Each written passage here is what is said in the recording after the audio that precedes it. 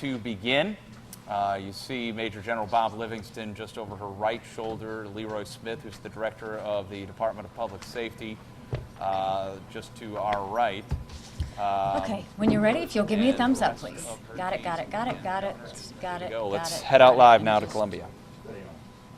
Are you good? Okay, there we go. Oh, are you good back in the back? And do you need to come on in? Do you need some more space? Okay, good.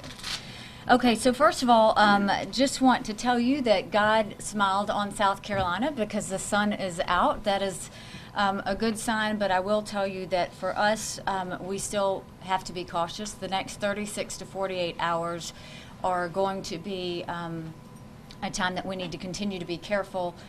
Just because there is no rain and just because the sun is out, we are now looking at downstreams, waters, and other areas that are going to be affected. I'm going to go through all of that as we go forward. The first thing I want to tell you is what happened yesterday was extremely rare, and it was a very good thing for South Carolina, which is I did a verbal request for a major disaster declaration.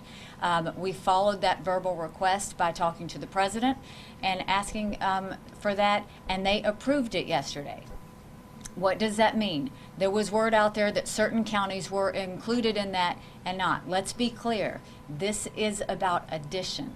This is not about subtraction. So every county has the ability to add on to that list. That's what we want you to know. So there may have been 8 counties listed yesterday. Our job is to make sure we keep adding on to those county lists as we need to. The only thing between us adding that county list on is data. So what we're doing is we're working very closely with your counties to make sure that we can get that information. We have FEMA people up in the air right now doing assessments, trying to see the aerial views. We've got, we will have FEMA people on the ground tomorrow doing assessments, trying to make sure we do that. We are working directly with your county. So know that this is a great story for South Carolina, but it is a story of addition, not a story of subtraction. So there is not a county, one of the 46 counties, that should think that they have been excluded from anything. This is about the fact that we're going to be working with your county closer to see what you need.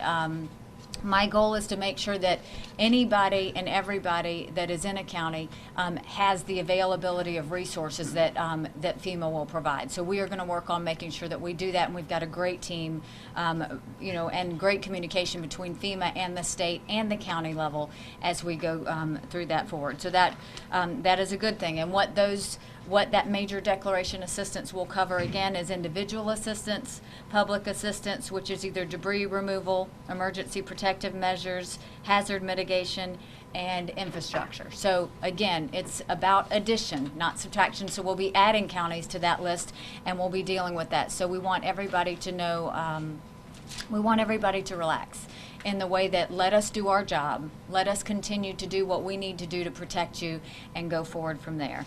Now I just want to give you some data as to where we are. Kingstree is now closed.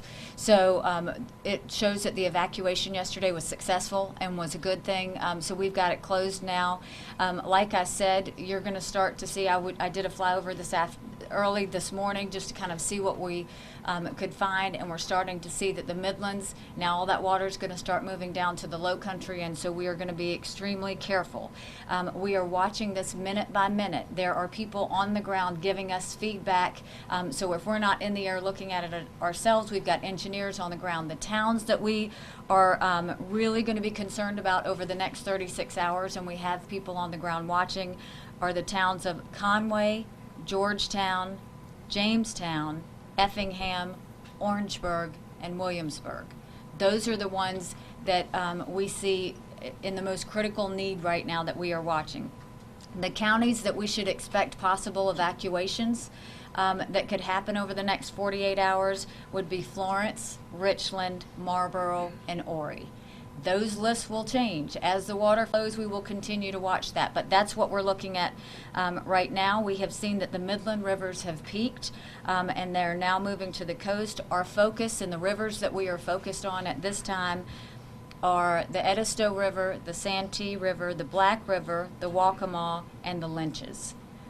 So those we will do. We are seeing some stage of flooding with all of them right now. We have not seen any of them that have crested. And so, like I said, our team is watching those minute by minute to make sure that we are on that.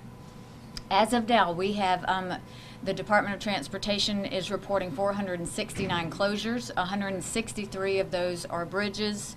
Our utility outages are back to normal, so people are going to start to feel their power back on and should have their power back on. To date, our troopers, our highway patrol on the roads have had 4,367 service calls. Of that, 1,843 have been traffic collisions. The fatality number has now moved up to 14. I cannot stress enough to the citizens of South Carolina, what we are starting to see is people are starting to move barriers and drive through them, and so other people are driving after them. People are starting to go around barriers. This is not safe. We are doing this to protect you. We are doing this to make sure that you don't travel on a road that we have not fully inspected yet. We want to make sure every bridge and every road that you put your car on is safe for the good of yourself and your family. To have gone up to now 14 fatalities, please help us help you. And so spread that word. Now I know that there's a little bit more traffic on the roads. You will see as this water moves down to the low country that the roads that may be closed today, we will have new roads closed this afternoon. We are going to make sure that there is not an open road. If there is the slightest bit of caution, we are not going to have that open. What we have asked is that you close it when in doubt and you open it when we know that everybody is going to be safe. So please do respect the barriers and respect those closures, because that is a way that we are telling you that it is not safe to drive on that road. At this point, I am very proud of our DNR officers. They have had 175 water rescues to date. That is people. They continue to rescue animals. They continue to do whatever is needed. All of our law enforcement have been phenomenal in the way that they've dealt with that. 26 shelters open right now, 824 occupants. That number is going to go up. As we see that the water is going down again, they're having a conference call at 2 o'clock today to make sure that we look at what other shelters we need to plan on having open so that when we have those evacuations, people have places to go. We do not have any shortages of food or water or blankets at this time. All the shelters are very well staffed and very comfortable and safe for everybody that needs it. We have increased our number of National Guard members. General Livingston has been a great leader on this. We've now got 2,200 on the road. This is a group of men and women who have been extremely flexible, going from wherever they need to be to the next stop and doing whatever needs to be done. So they are working 24/7 to make sure that whatever area we move them to, they are there. We have now moved the number of DOT crew members. As it is getting a little bit safer for them to get out and assess the area, that number is now, instead of 1,000 DOT maintenance workers, we're now up to, 1,400 DOT maintenance workers on the road. Their jobs are, there's, in addition to that, 200 engineers, all checking safety, structure, stability of roads and bridges to make sure they're right. Our crew members are trying to do whatever temporary repairs they need to do to get those roads open again, or what permanent repairs we're going to have to look at to see how long those closures are going to be. We now have 28 assessment teams on the ground in the counties. We're starting from the top of the state where it's now dry and safe. They are going through, they're assessing every one of our 46 counties for damage. They are working with every one of the county emergency divisions and DOT local offices on the ground to do the assessment. So those have started. We have the ability to have up to 50 teams, but as it gets safer for those assessment teams to go in, you will see the number of assessment teams continue to increase. We have 268 highway patrolmen on the ground doing anything and everything to keep people safe. That does not count the additional multiple law enforcement officers from SLED, from DNR, and from probation, pardon, and parole. All of them have come to our needs and done exactly what we wanted and what we wanted to see happen. So, where are we? South Carolina has once again proven that we are strong and we are resilient. We are still in prayer mode. We are still in the fact that the next 36 to 48 hours is going to be volatile. So what we'll tell you is don't let the sunshine fool you, but we are prepared. This team behind me has worked nonstop to make sure that we are doing everything ahead. We have pre-positioned already in the low country everything that we need to have for when that water flows. We are doing analysis constantly throughout the day to make sure that is there. What should the people of South Carolina do? Well, we are hearing from multiples that they want to do something. And so with that, South Carolinians have continued to step up in the way that they always do. They are looking to help their neighbors. You will see shelters in different areas. If there are any donations that need to be given, I will tell you that one organization that has been absolutely phenomenal has been the Red Cross. They continue to be anywhere and everywhere. I know there's businesses. I know there's individuals who have asked where to donate.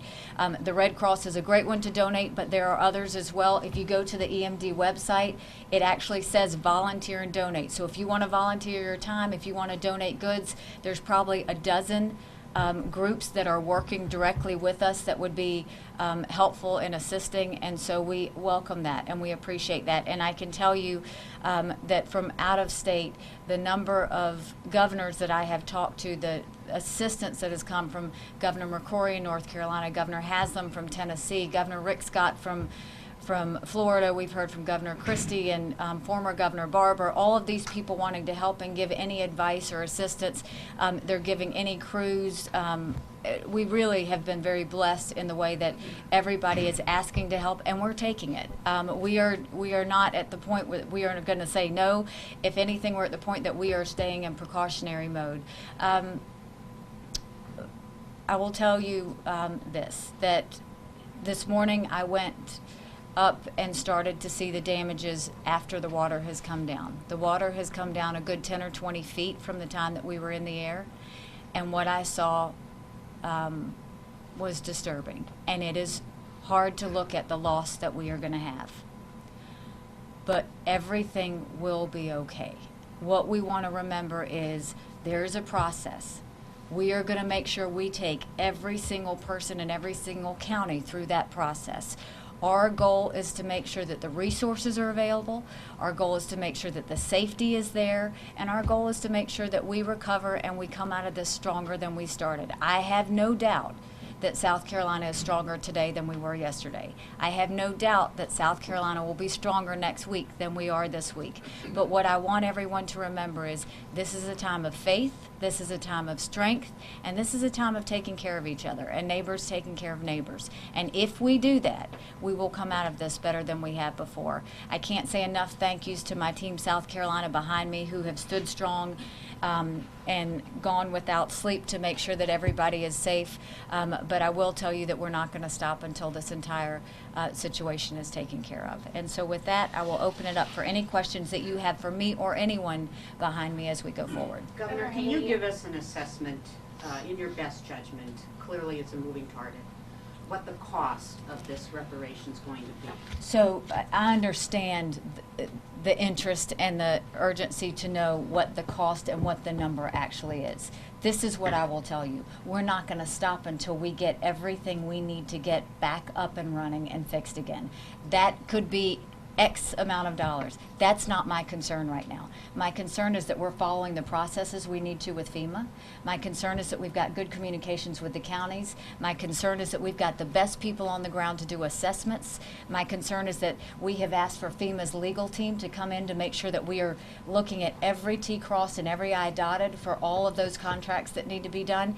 And my appreciation is that the feds and FEMA have been extremely helpful in us moving forward. And so that's what I want people to know. This could be any amount of dollars. Let's get off of the dollars and let's focus on the recovery, because that's what all of this team is focused on. There's some concern about the dams in the state. There was a report this morning, one had failed. Can you give us your assessment also of what you think of the, what can be done to make sure these don't fail, or how they can be helped? So multiple dams have failed, but what I will tell you is we went through a map this morning and we continue to go. We know exactly where we need to be looking at. We know exactly the critical areas that they are, and we also know what needs to be done. The National Guard is ready and on standby, as well as DOT, to kind of go and do that. DHEC has been great at assessing that. I'm going to ask Director Heigl if she wants to add anything to that in terms of giving you more information about the dams. So at this point, we have had 10 dam failures across the state. We've had 3 in Lexington County. We've had 5 in Richland County, 1 in Lee County, and 1 in Aiken County. We have a number of additional dams that we continue to monitor for structural integrity. We do have engineers on the ground. Obviously, those dam operators are being very vigilant about those particular structures, and we are calling in assistance through local EMD, through the National Guard, for sandbagging and additional mitigation measures where needed. And what I'll tell you is, again, you know, we went through, there was a certain dam that we were concerned about this morning. It is all hands on deck. I mean, it really is. Everybody is doing whatever it takes, whether it's DOT offering a crane, whether it's General Livingston saying, where do I need to move these people, whether it's DHEC having those people on the ground. I mean, we're putting eyes on these dams. We're not just looking and saying what could happen. We have people on the ground assessing it literally as we go. We know which numbers we're watching and which ones we're watching. We've got vulnerable ones that we'll be watching today through the next 36 hours.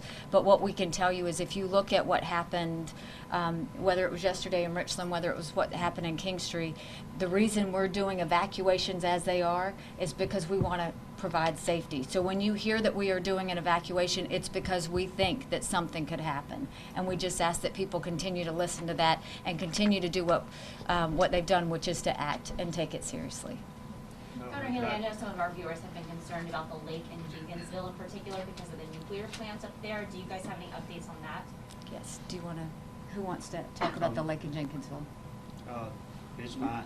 It's fine? Okay. Yes. What about I-95? Any Yes. kind of national transport, is that open yet? Or when do you And- estimate it might be? And we discussed that this morning. I'm going to let Secretary Hall go ahead and fill you in on 95. Thank you, Governor. Yes, the interstate commerce is definitely very important for us, as well as just mobility and getting South Carolinians back to work. We're out on the ground assessing I-95 currently. We have our top engineers out there inspecting the bridges. We're going to look to see if we can do partial opening of I-95 in order to restore better mobility in the area. There are 5 to 8 bridges along I-95, so even though the pavements may be dry, we definitely need to assess those 5 to 8 bridges and make sure that they're safe. Again, safety is our top priority. So if there's any doubt, we're going to keep those areas of concern closed, but we're very keen on getting mobility restored in the state. But that detour route is, you're looking at 168 miles of the detour, which it would normally be 70. Yes, it's 74 miles of interstate that are closed currently. And so people who are traveling need to plan for that much time going forward. I think General Livingston's also going to add some information on Beaver Creek. Yes, ma'am. Wanted to mention the 2 dams, or 2 areas we're working in Columbia for the people of Columbia. The Beaver Dam that's up above Forest Lake, we're doing reinforcing operations there as we speak. And also we're looking at repair operations on the Columbia Canal in order to reinforce the water restoration in Columbia. Thank you, General. So Governor Haley, really quickly, I know there's a FEMA representative here as well, which, you can answer first and then maybe if he has stuff to add.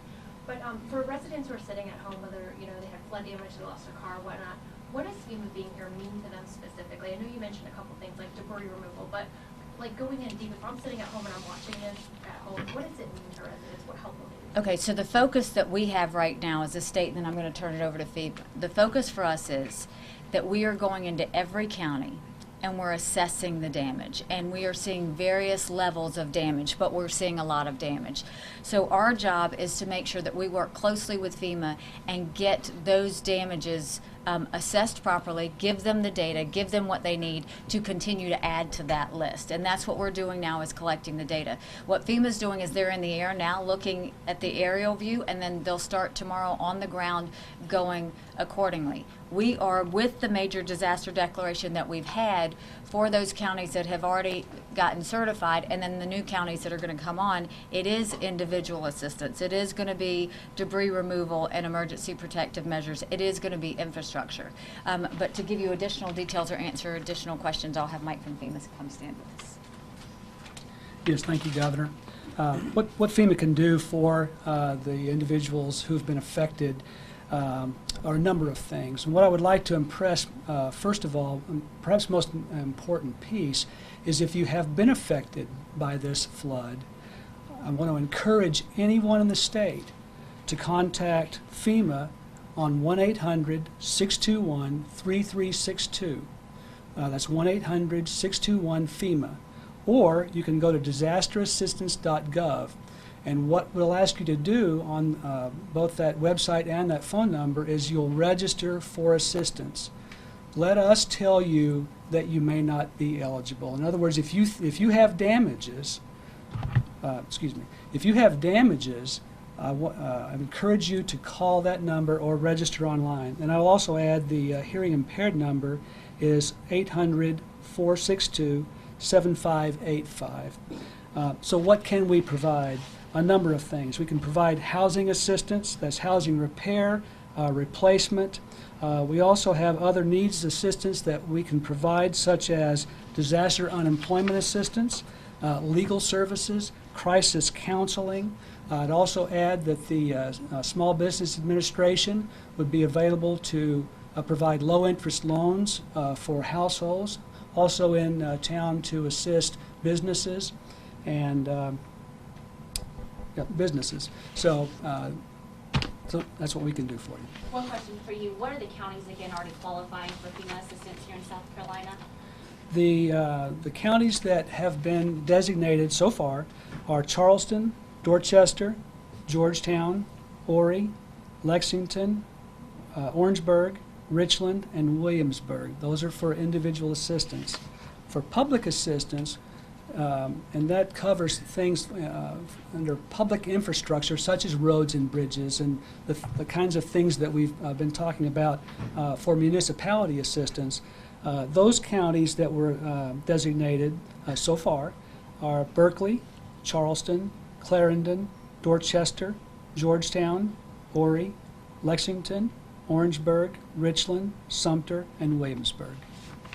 Can you tell us, And is what I- there a split of the federal state money that has to go towards that? Does South Carolina pay for part of this, or how does that work?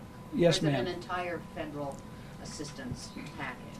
There are, generally speaking, the majority of the assistance that we will provide is based on a 75-25 split, and that's 75% federal share. There are a couple of programs that they're 100% federal, but by and large it's 75%. And the individuals are this 100? In some cases, yes, ma'am. So what I want to stress again is those counties are the ones that have gotten it already. More counties will qualify as we do that. But what we've seen is it is a 75-25 split for some. It is 100% for others. So some individuals will qualify for 100. Some will. You'll be actually dealing with an individual assessor from FEMA. Is that right? If it's individual assessment. Yes, ma'am. It just depends on what part of Right. individual assistance is provided. And so I think what you'll see is on the a great resource is the EMD website, which is scemd.org. scemd.org. If you go to that, you will literally have a wealth of information, including the 800 number that Mike just gave you in terms of how to contact FEMA, as well as going ahead and getting registered. So if you do have any sort of damage to your home or to your property or to anything, go ahead and call that 800 number, but you will also see a lot of other EMD information for your county as well as for the state. Is the state planning on offering any additional assistance included with FEMA or after FEMA? It's just everything right now is just too early. We don't even know what we're dealing with yet, so our goal right now is just assessment. And understand the assessment's going to take several days, so we've really got to go and hunker down. There's some counties we can't even get into yet. We can't get into Kingstree, so we don't know what we're looking at, but we'll keep working until we get it done. Governor Haley, do you think your team didn't focus enough on dams yesterday? I don't remember them being brought up in yesterday's briefing, but today it seems like that's the focus? We were focused on dams last week. The thing was you have to take it in phases, one stage at a time. So we have always been, first it was pre-positioning. How do we pre-position? How do we make sure that we have everything in effect? The rain had to stop first, right? So a lot of it was waiting on the rain. We knew already which dams we had to look at. We knew which areas we had to watch for cresting, and then we also knew that we were going to have some breaches that we had to watch. So a lot of it was just waiting for the rain to stop. After we could get the rain to stop and it was safe enough to get in there, you've seen the number that they've restored, the number that they were able to hold has been very good. And the ones we continue to watch as the water levels go down, that's really what you're looking at. Is it going from the Midlands all the way down? We actually were looking at more that were not affected, especially from the upstate. We didn't get all that we thought we were going to get in the upstate. So I think that we've watched it very carefully, and I think that's why you've seen the evacuations have happened the way they were and happened effectively. So Are dams more a priority versus rivers flooding downstream, or is I think it's both. I mean, right now we're looking at levels of water and at what point they see the cresting. You know, we were looking at Lake Murray Dam, and we, you know, at one point had 3 gates open trying to release that water. Today we're glad to say they've closed down that last gate. So, you know, it's just a process. And so what we do is it's all about keeping your eyes on all of them and being flexible enough to move as they move and make sure that we continue to keep people safe. so the dam breaking was somewhat predicted in a sense yesterday? I mean, with up to 24 inches of rain, it's almost, I mean, there's just no way. This was rainfall at an unbelievable level. And to see the historic nature of it was pretty amazing. Did you want to add something to that? I would just say the evacuations that we've discussed throughout the days has to do with dams and rivers. So we may have not been saying specifically dams, but all those evacuations occurred before these dams breached. So we've been watching this since really before the event started. Did you guys General, put can down you tell us, sandbags did you do any before? rescues today or yesterday? Actually, we got a great news story.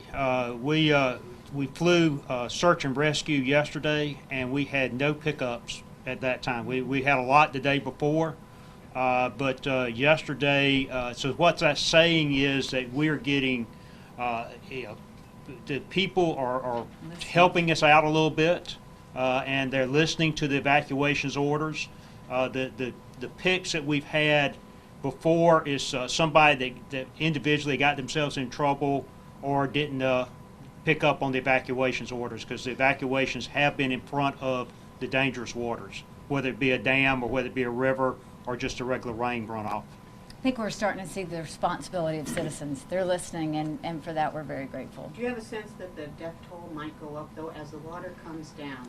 Perhaps more discoveries might be made. So, you know, our number one goal is educate, educate, educate. If we tell you don't drive through a barrier, don't do it. If we tell you to evacuate, it's because we're trying to keep you safe. I mean, so much of everything we say, we are saying because the number one priority of this team is safety and life protection. And so our goal is to make sure there are no more. But, you know, that's a two-sided thing. We have to have that help from the citizens as much as we have from this team to inform the constituencies about that. Hindsight's 20/20, and obviously we're not through it yet, but the damage that you've seen so far, is it worse than what you were expecting? I mean, any of it's worse than I'm expecting. You know, that's the hard part, is when you see these are real families, these are real people, these are real houses. I come from a small business background. I mean, to lose a small business, and these are people who, let's face it, they didn't know they needed flood insurance. They didn't know that something like this could happen. When you've got a 1,000-year flood, how could anybody? What I will tell you is this: we won't stop until we make sure that we have given every ounce of information that we can. The fact that we got that verbal major declaration yesterday was a godsend. And it was something that we asked quickly. FEMA responded and the feds responded quickly. Now we've got the assessment teams out there. Everything is moving as it should. And I hope that gives people strength to know that we've got you. This is going to hurt a little bit. We've got you. But if you keep doing what we need you to do, we can keep working together to get us through this. And we will get through this. The damage is going to be heartbreaking for a lot of people. But it's not something that we can't go and rebuild and refix and redo, and that's the part that we have to focus on. Have there been any estimates as to how long it will take to repair the roads that have been completely washed away? So DOT has not had the opportunity to really see all those roads yet. I think the good thing is we've had assessment teams on the ground since 2 days ago. Yes, ma'am. And so we're going to continue to assess those as we need to. And, again, if we just need people to let everybody do our jobs, let us go in there and assess the way we need to, and we will respond with every ounce of information we have. But South Carolina is strong. We are going to continue to push through this. We're going to continue to try and educate and communicate all the information you need. The second we get it, we will make sure that you have it. But we want everybody to keep safe. So one last question. Governor Haley, Yes. were sandbags put in place at those 10 dams that already breached as of now? The Were ones they that put- already breached? Right, were there sandbags that were put in place at those dams? On the ones that had breached, we had sandbags in place, but it was not enough to stop the dam breach. We made some initial efforts, but some of them were just too far gone in the initial washover. But the ones that we can reinforce, we have reinforced, or we're continuing to reinforce, and those are the ones that are holding right now. Okay, and I did want to ask, what is the protocol in terms of reporting whether a dam has breached or not? I know yesterday and early this morning there were different conflicting reports whether a dam had breached or it hadn't. I know in Richland County that Windsor Lake Dam, Richland County said that that dam had breached and people needed to evacuate, and then there was another release that they sent out that said that it hadn't breached at all. So what's that protocol? DHEC is actually the people who certify the dams. They get eyes on some of these dam breaches. It was kind of rumored because we were doing control releases. They were opening gates and allowing the water to run around, or actually cutting diversions. So DHEC is the one that would do that. And Yeah, if I can just add on, that the rumors are a bit of a problem, and so we do need folks to turn to the agencies, DHEC and EMD, and the EMD website for that information, because we want people to understand where there are evacuation zones and who is impacted. We don't want panic. We want people to understand what that information is. So please refer to EMD and DHEC. Some people don't even have electricity. I mean, some people, how are they going to find those things out when they're in that evacuation zone? They're doing reverse 911s. They're knocking on doors. I mean, they're out there making sure that people know what's going to happen, sirens and other things. What I was going to say is we are out, all partners at the county, city, DHEC, National Guard, law enforcement. They're knocking on individual doors and telling people when to evacuate. And that doesn't mean the dam is broken. That means that there is a threat. We're getting in front And the of it. dam Right. may or may not break. But just because we evacuate you is because we want to get 24 hours ahead of it so you have time to leave, and we're not having to pick you off with a helicopter or something like that.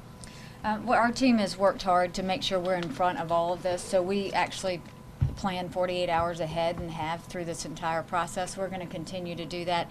We want to thank the media for continuing to get the good news out in terms of information and phone numbers and what people need to do, and we will continue to keep you informed as we go forward. Thank you, and we've all got to get back to work. Thanks. All right, Governor Nikki Haley wrapping up that press conference there, giving us an update on the flooding situation. We know that the death toll has risen. It's now 14 dead as a result of this historic flooding. There have been 10 dam failures, and right now they have a team, 28 assessment teams on the ground assessing the damage throughout the state. Important information there coming from DHEC, in that they certify the dams, and they are ahead of all of these at this point as far as when these dams breach, as far as evacuations. People have been out of these communities, they're saying, well before these breaches. They've had their eyes on these the entire time, so they don't want panic. There are, like this morning you heard mentioned, there was the reporting of the Windsor Lake Dam that breached, that was then said was a false report, but now we have 10.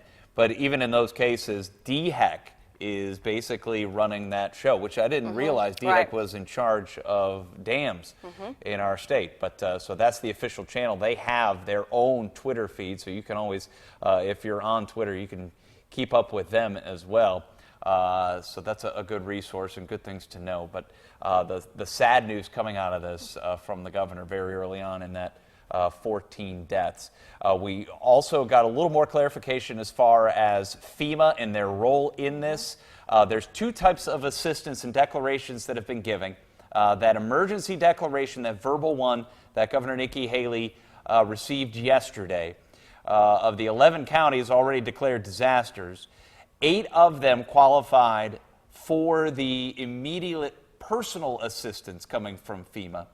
And I know folks in Berkeley County were not part of that originally, but the governor's saying, hang on a second, more will be added, they will be coming. This is about addition, not subtraction.